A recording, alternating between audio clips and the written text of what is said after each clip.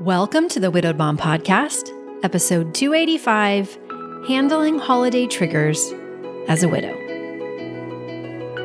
Welcome to the Widowed Mom Podcast, the only podcast that offers a proven process to help you work through your grief, to grow, evolve, and create a future you can truly look forward to.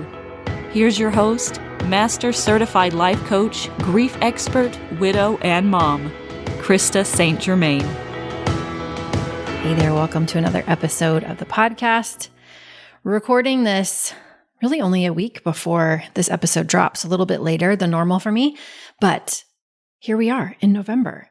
Halloween was so fun at my house. We had more trick-or-treaters than we've ever had before. My favorite little costume was a baby who came, toddler, who came as a sailor, and then the parents had decorated the wagon that they were pulling around their toddler in as a sailboat. And it was so cute, so cute. But it feels like fall, truly. It's rainy, it's lovely. I'm here in my office in a cozy little hoodie and just recording this podcast episode here for you. So happy to be here. Want to remind you that today is probably the last day to register for the Happier Holidays event. If you want to do it live, coachingwithkrista.com/free holiday event is where you can do that. But if you're listening on Monday, November 11th, when this episode releases, that is the day we start. So I'm going to go live and teach just for 30 minutes for 4 days and give you 4 helpful tools that will make your holidays easier. And it kind of lends itself well to what we're going to cover in this episode, because I want to specifically talk in this episode about handling holiday triggers as a widow. But there's so much more for you if you come to the Happier Holidays event. And again, this year I just decided to do it all for free. I've done VIP versions in the past, and frankly, I just didn't want to mess with it. I'm taking the easy route. So everybody gets everything for free. So I have a little pop-up Facebook group, some great resources for you, and some great tools. I really don't think that any of us should have to go through the holidays alone.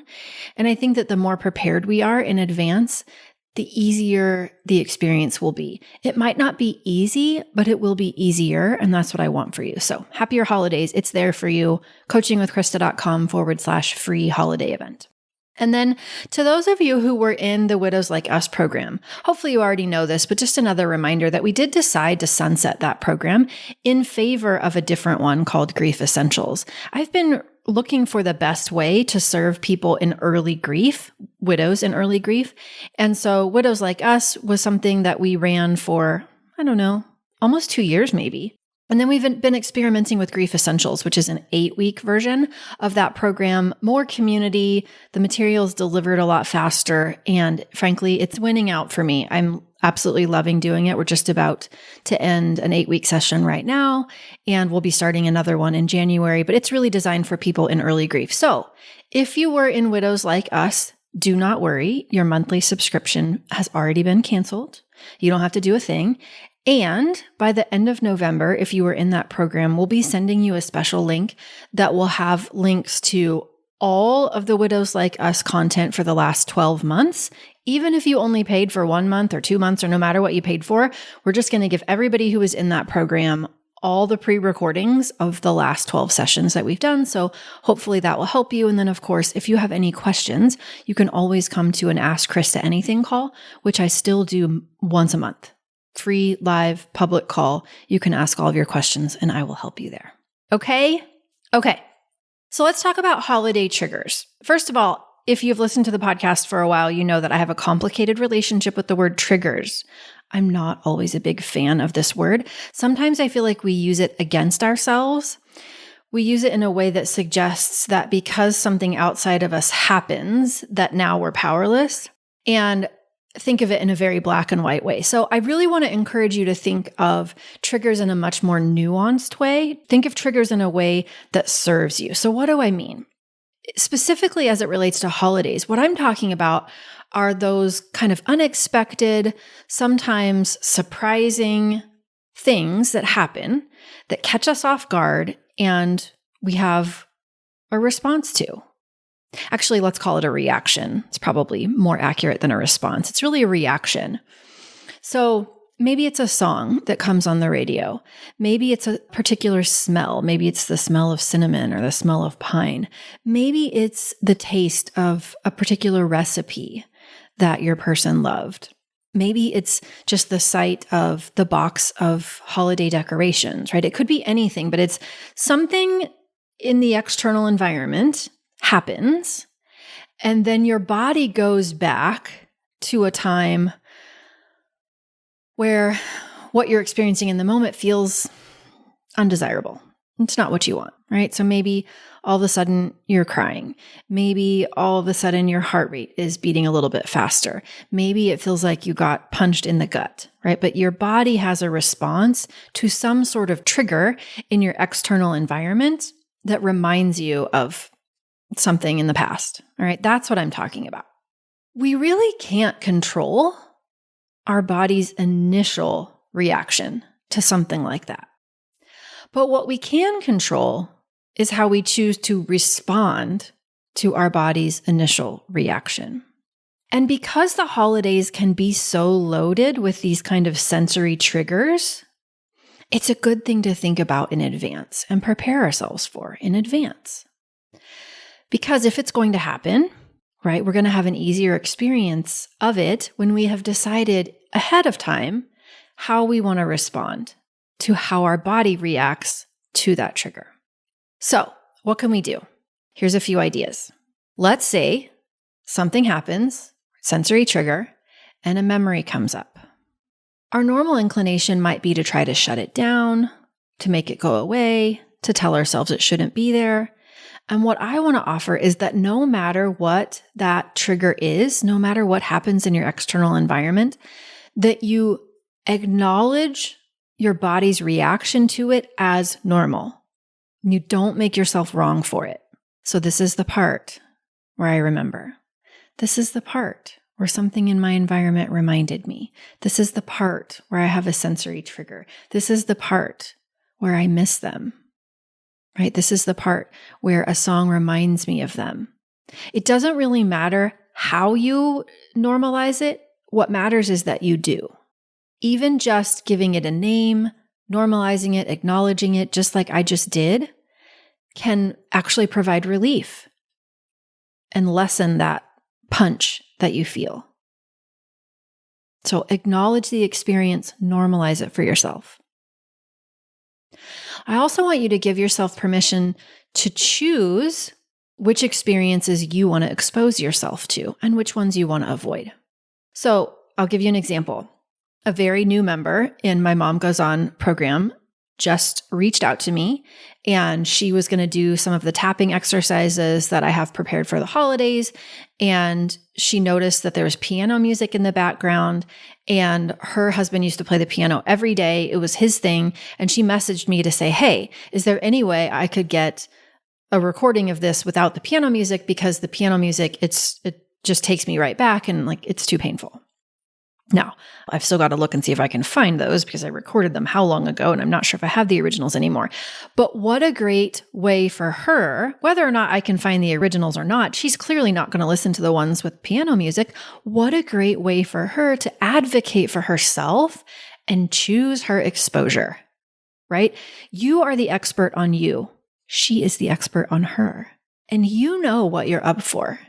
And if you're not up for something, you can decide that that's okay. Please do, right? It's perfectly okay to not be up for whatever it is that you don't want to expose yourself to. It doesn't mean you're weak. It doesn't mean you're not progressing in your grief. It doesn't mean anything. It means you have decided, this is what I'm up for. This is what I'm not. And you get to be the boss about that. So give yourself permission to choose what you expose yourself to. It's perfectly okay to not expose yourself to things that you don't want to. Okay. And then I want you to consider if you have chosen to expose yourself to something, right? And you kind of know that it's coming. Maybe it's the dining room, where you normally have a holiday meal, and you know that just like seeing their chair is going to be a sensory trigger for you. Even if somebody else is sitting in it, right? You just know that seeing that chair that they would typically sit in is going to be not an experience you're particularly excited to have. All right. So I want you to ask yourself, how could I create a positive anchor for myself? How could I be prepared with something that grounds me? It could be something you hold, right? Something that brings you comfort. Maybe you're wearing your wedding ring still, and maybe just your wedding ring will be that positive anchor for you. For, I don't know, probably the first year or so after Hugo died, I wore the fingerprint necklace that I got with his service. And that was a huge anchor for me. Even as I'm talking about it, my hand went straight to my necklace, even though I'm not wearing that particular necklace right now, but it went straight there because that's how anchoring that fingerprint necklace used to be for me. Just holding on to it, right? His name and birth date was on the back and his fingerprint was on the front. And I found that to be very grounding. So what could that be for you, right? It could be a bracelet that you wear. It could be anything you want it to be, but consider what it could be for you. Now, again, you've chosen, right, to expose yourself to whatever this sensory trigger might be. And this is just a way to help support yourself as you're allowing yourself to feel however you feel when you have exposed yourself to that trigger. And there it is. There it is. Okay. So those are some things you can do. Now, also, I want to suggest that you create a resilience plan, a holiday resilience plan of sorts.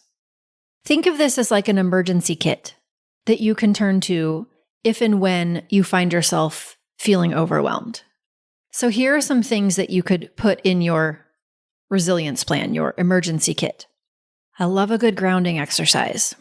So have a couple of grounding exercises that work for you that you can write down, right, and have ready because you might need to remind yourself. And, different people love different things, but maybe you use the 5, 4, 3, 2, 1 exercise. And you've probably heard of this one. It's where you name 5 things that you can see, 4 things that you can touch, 3 things that you can hear, 2 things that you can smell, and 1 thing that you can taste, right? It is a way of bringing yourself back into the present moment and coming back to your current environment and giving yourself a break from whatever intense experience you were having otherwise, right? So that could be a great example of a grounding exercise. Some other ones I love bilateral stimulation.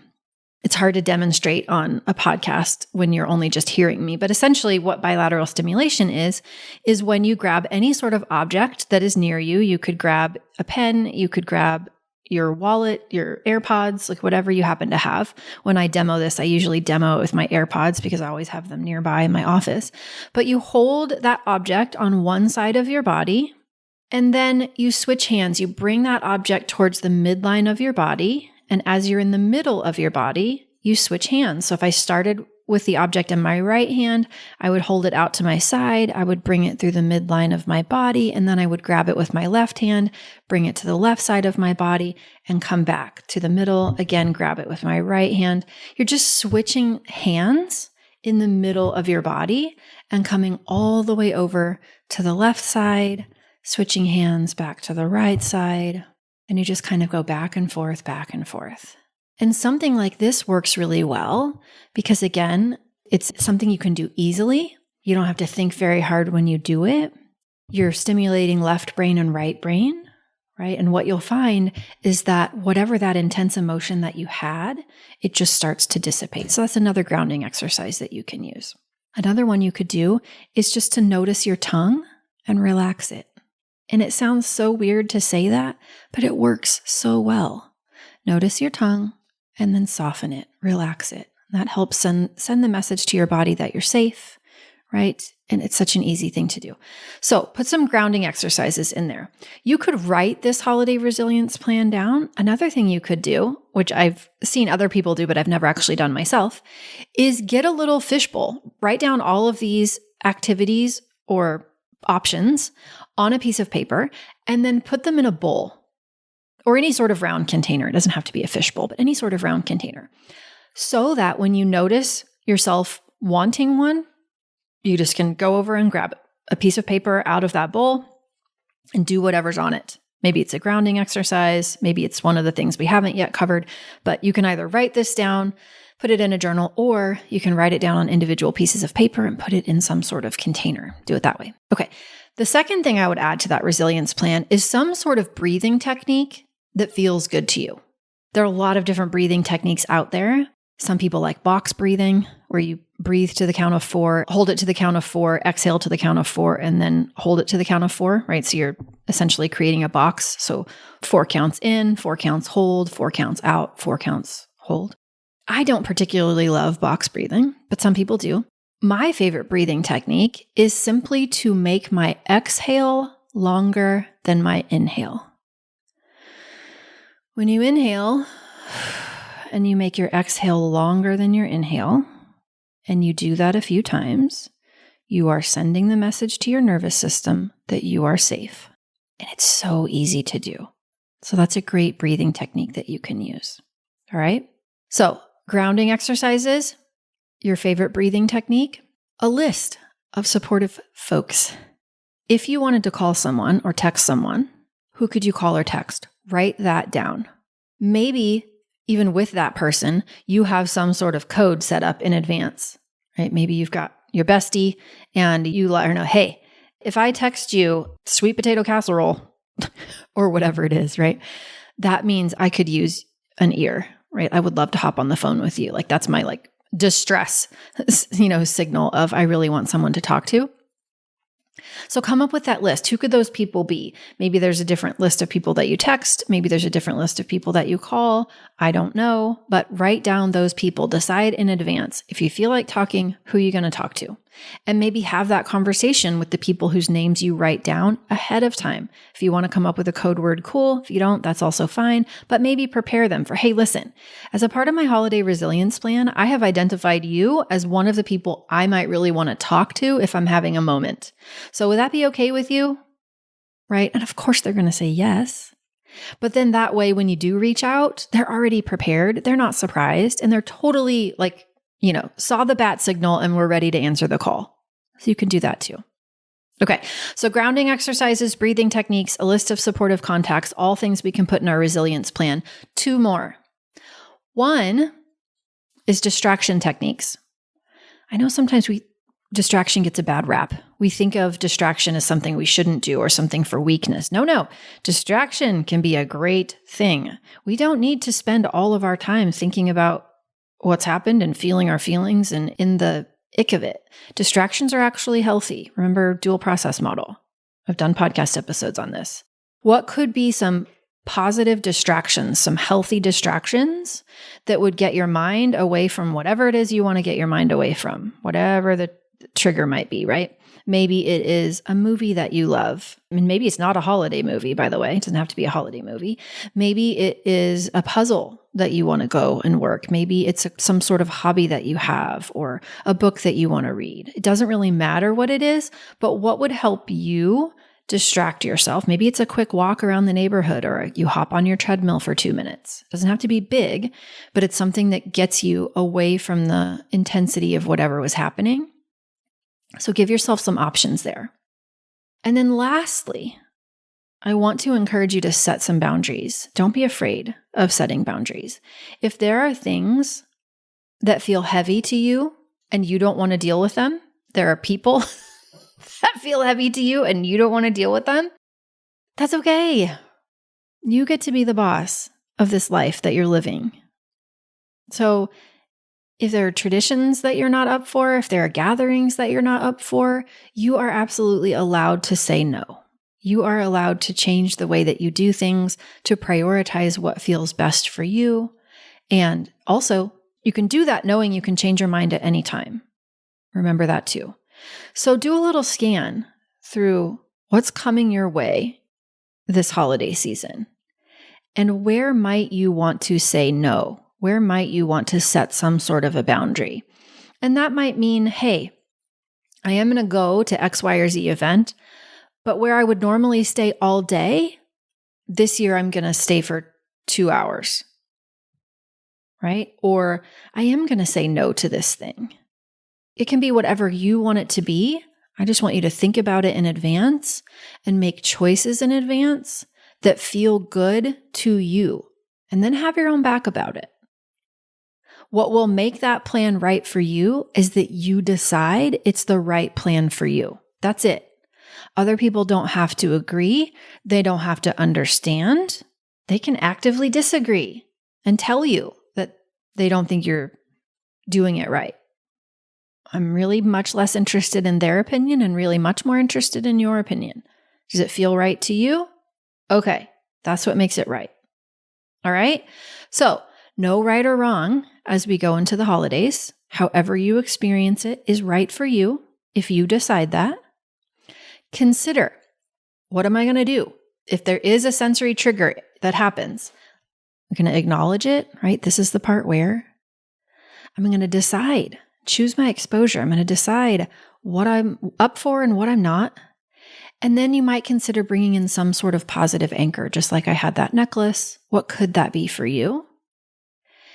And then holiday resilience plan, your little emergency plan, your emergency kit, some grounding exercises, some breathing techniques, some supportive folks that you identify in advance, some healthy distractions that you identify in advance. And then boundaries, boundaries, boundaries. You get to be the boss. If you're not up for it, you're just not up for it. It doesn't mean anything. It just means you're taking good care of yourself. Okay? Okay. That's what I have for you this week. Remember, I love you. You've got this. Take care, and I'll see you next week. Bye-bye. If you like what you've been hearing on this podcast and want to create a future you can truly get excited about even after the loss of your spouse, I invite you to join my Mom Goes On coaching program.